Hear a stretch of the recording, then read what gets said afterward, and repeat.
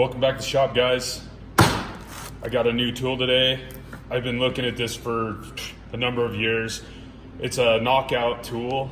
They use it to knock out electrical conduit boxes, but I got it because I want to use it to dimple dye stuff. As you know, I have a lathe, so I can make my own dimple dyes, and then I can use this instead of what I've been using right now is just a grade 8 bolt, and I'll just squeeze the dimple dyes. This way I can do it, it'll be nice and clean pressure. It won't gull up my dimple dyes. I'm gonna go ahead and unbox it. I know, another unboxing video. I'm sure you guys would like to know what's in this kit before you go ahead and pull the trigger on it. Something awesome too is it used to be like 130 bucks or something, and I noticed today it was 95, and then I had a 20% off coupon which knocked it down to like 78 or something, which $78 for anything that's hydraulic is a pretty good deal. So I'm gonna go ahead and open this and show you guys what it's all about.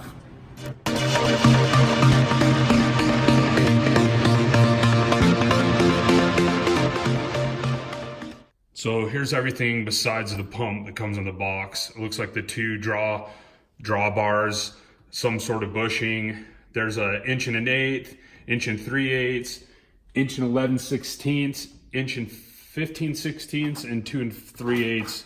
This is an actual cut size of the hole too. Turn this on so it matches. That's pretty much what's in the box. Now let's go ahead and try using it.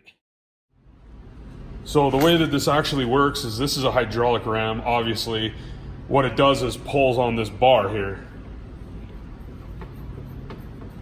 So you put this bushing on there, and then you've got a top die and a bottom die, and basically it shears a hole.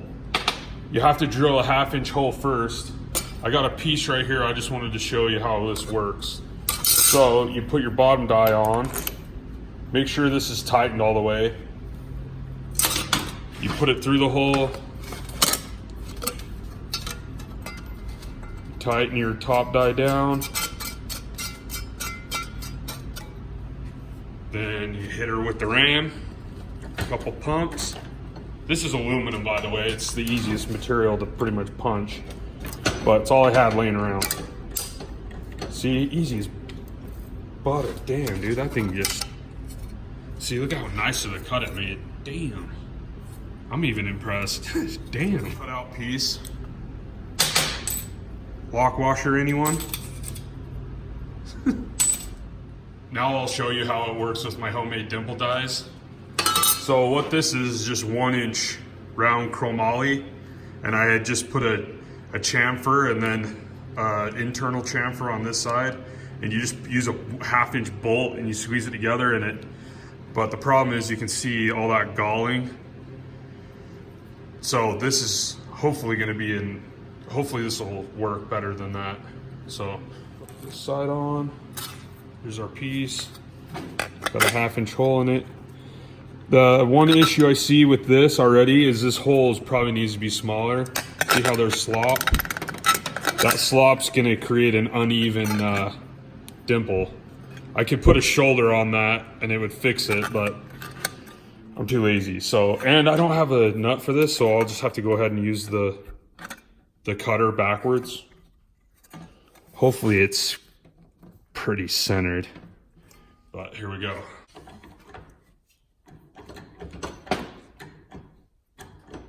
Damn, Tina.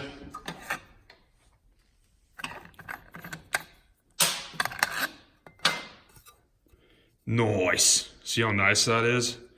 This is the cool thing too, is you can like do it very easily in place. Like if this is in place somewhere and you can just, you know what I mean?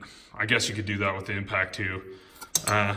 I just think it's a lot smoother, and I can make new dyes and not have all this galling on them, so they'll probably last a bit longer. I think this $75, $78 investment is worth it if you're gonna be dimpling a lot of things or even cutting holes.